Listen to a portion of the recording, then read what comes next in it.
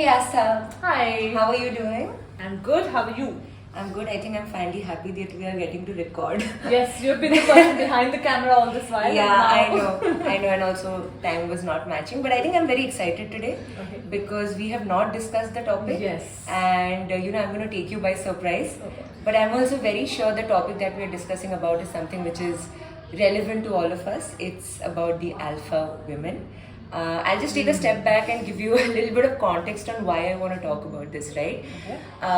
So I think personally for me, on a day-to-day basis, when I am being an alpha woman at work, it's all about getting things done. It's all about sometimes my way or the highway, because I don't think women have an option of being mediocre.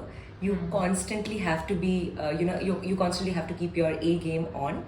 But then when the situation changes, when I'm in a household environment or when I'm with friends, etc., being an alpha woman is not honestly something that gets appreciated all the time. And that is when my entire doubts on whether the definition should change or should your approach change at specific situations is these are questions that come to my mind. So I thought it would be a good topic to discuss today with you. Yeah, I think, and I think you're right. It's very relevant as well. Because I mean, if you look at its traditional definition, an alpha woman is anyone who's in a leadership role, who's this go-getter person. And if you look at the internet, they quote Jhansi Ki Rani and all. Yeah. So those are the kind of figures that come into your space when you think of alpha women. But I do feel now the lines are a lot more blurred, and there's such a strict compartmentalization. I think there's a spectrum. Like, how alpha you are to beta you are, that there's like this spectrum that I think all of us kind of fit in. And I don't think there is anything wrong in playing different roles in different scenarios. That is the trick. I feel that we've been given, a lot of us, like you also said, that we could be born leaders, we could be someone who could be go-getters, we are highly ambitious. But it is also possible that we have days where we don't want to do anything, where we want to nurture, where we want to just be gentle, where we want to be taken care of, where we want to be cuddled, where we want to be nurtured, we want to be still, not active. Right. So then, are we 100% alpha? Well, I don't think anyone is 100% alpha, and I don't think you should also define, just with the men, like how that concept of an alpha male is also so blurred these days. I mean, that's true for the woman as well. Right. And being looked down upon in the personal space, like you said, I guess it really depends on the kind of company we keep at times. Yeah. Yes, I agree that a lot of people can get intimidated Yeah. by an alpha woman. And in fact, that day only I was having a discussion and someone just blatantly said that, do you know that an alpha woman isn't capable of having a successful relationship itself? So I'm just like, 1 second. Oh my what? god, yeah, I have heard that so many times. Yeah. From so many people, it's not even funny. Exactly. People should stop saying that. And then I was like, wait, what do you mean by that? So then, of course, the person was like, no, what I mean is like 100% alpha. I'm like, okay, show me a person who's 100% alpha woman. Like, who's that person? Because I know everyone who's alpha in a certain scenario, when you put them in a different, like you take them back home, you don't know how they are at home. Exactly. How do you know they're they're not that level of alpha back at home? Right. So we have all sides to us, and what's important is to know which one to sort of like activate, for lack of another word, in what scenario. Right. And this whole concept of an alpha woman not being able to have a successful relationship, I think it also stems from the fact that it makes the alpha male insecure. Yeah. Because the alpha male and alpha woman are always like in a competition. Yeah. As to who's better. So like that relationship is always fire. Yeah. Like constantly, there's this undercurrent of competition which will always be there. Yeah. And an alpha woman to a relatively, say, more beta man, again I'm just using it for convenience sake, there are no such strict compartments anymore, but a relatively more like a beta man who's also softer. Yeah. Studies show that a woman gets bored of a beta man. That's the study. I'm going to get to that. So yeah, I don't know how relevant that is, but that's what studies show. Yeah. But my point is that there is no person, like even a beta man has alpha traits to him. Yeah. If they just know when that alpha complements the woman's When to beta, activate it, yes, or, exactly. when to balance it out with the. And that's true for any relationship. To help with alpha beta. That's true for any two people. You just Right. have to know what works with the other person and what doesn't, and when it works and when it doesn't. Right. So Right.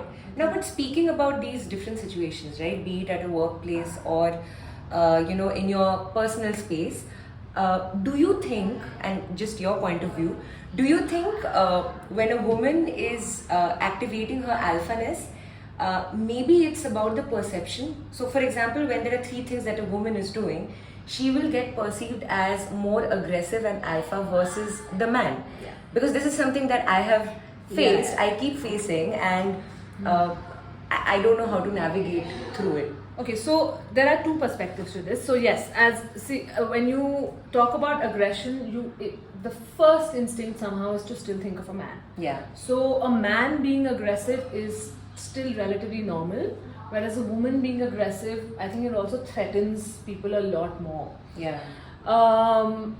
But here I would also like us women to take a step back and just ask ourselves this: why are we getting aggressive? Right. If the aggression, because generally aggression has an underlying fear Yeah. that I will not be heard, if I don't do this I don't have a choice, I will Right. get trodden or whatever, all of those things. Right. And when we get aggressive from that premise, Right. we are anyway sending that vibe out, and other people feed on it unknowingly, and it gets worse. Like it just backfires completely. Right. So it is also our fear sometimes because of which we get aggressive, and that will backfire. But if we are just being, say, stern, we are Right. setting boundaries. We are being like, okay, this is how it is because this is the role I am playing right now. I am your boss. I mean, that will not backfire as much. But when there's already like an underlying fear / competition / irritation / guilt, that we also feel that we have to match up to the man, Yeah. otherwise we will be left behind. Yeah, I think that's something that's constantly This playing in our matching up to heads. the man is Like when I'm entering a meeting room or when I'm entering, a project, I'm constantly trying to equate myself to, I feel, and I don't think I should stop myself from saying this, but more than the women in the room, I'm trying to assess how good I can be versus the men in the room. Yeah. That's constantly playing in my head. Exactly. But the fact of the matter is that we are made different. Yeah. And it's high time we own up to it. Yeah. We keep saying equality. Okay, yes. I mean, I'm not saying one is less or one is more. We are wired differently. Like Yeah. a woman does think like this. It's just it comes more naturally to a woman. Right. And even in a man who thinks like this, it is the woman in the man that's thinking like that. Right. The tunnel vision, the focus, the obsession is a man-driven quality. Within a woman also, that man-driven quality can be there. Right. What I'm saying is we have all of it, yet we are different. Right. And us trying to compare ourselves to a man, don't you think we are already putting them on a pedestal? Right. Why do we need to compare? Why should they be the benchmark? Exactly. Why are they the why benchmark? can't we be the benchmark? Exactly. By making them the benchmark, automatically we are saying that you are here and I have to constantly. But what if it's not about here? You have a different path altogether. Yeah. You can be a boss. You can be a boss like a woman.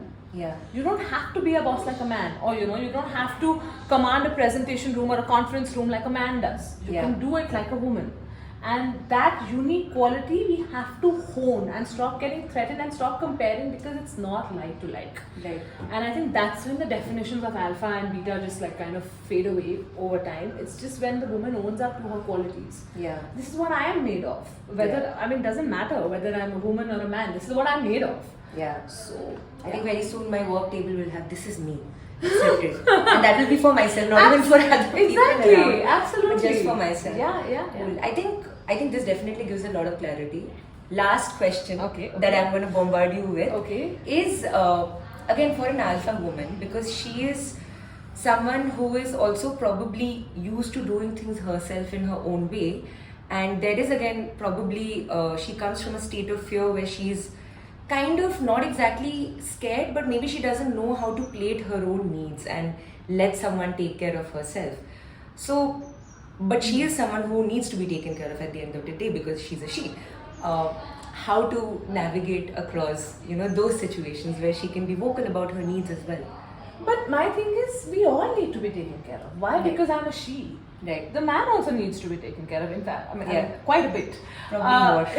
It's about, see, the thing is, they're not mutually exclusive. Just because you're independent, just because you're strong, doesn't mean you can't be nurtured and you can't be taken care of, or you can't depend on anyone if you wanted to. Right. They're not mutually exclusive. Yeah. And putting your needs out there, in fact, I think that takes a lot more guts Yeah. than to pretend and put on a facade and be like, I'm strong all the time, I don't need anyone, I am independent. In fact, I feel that's a agree. weaker mask to Yeah, put on. I can imagine so many people listening to this and just nodding constantly that this is it. Yeah, because that you're already doing. No? Yeah. You're established, you're Yeah. strong, you're independent, you can do everything on your own. Yeah. Now, why the need to copy paste the mask even in areas where you could want? It's not like you can't do it, but wanting something is different from a need. Right. It's not a need, it's a Right. want. Right. So, what's the harm? What's the harm in putting yourself out there and just being like, I want this sometimes. It's okay if I don't get it, I'm not going to die. But it'll be nice to have it. Right. And you'll be surprised when we open ourselves up, that courage is mostly received pretty well. But when we are only insecure and we feel, should we, Yeah. or how will we come across, then those are the kind of people who will also mirror it back to us Right. by... Right. So probably one needs to do it with integrity. Absolutely. If you're not doing it with proper Absolutely. honesty and integrity, I'm going to use more integrity now. Yes, I okay. think if we are not doing it with integrity, it's not going to show and it's not going to also Yeah. be well received. Yeah, you're right. Cool. All of that makes so much sense, Aastha. Thank you so much. Yes. It was amazing to be in front of the camera this time Yes, around. I'm so glad you were. Yeah. And thank you. And if there are any more questions when we talk about this that are coming in your space, please leave us a comment, or you can email us at reach.rumi@gmail.com, and we will be more than happy to answer them. Thank you. Thank you.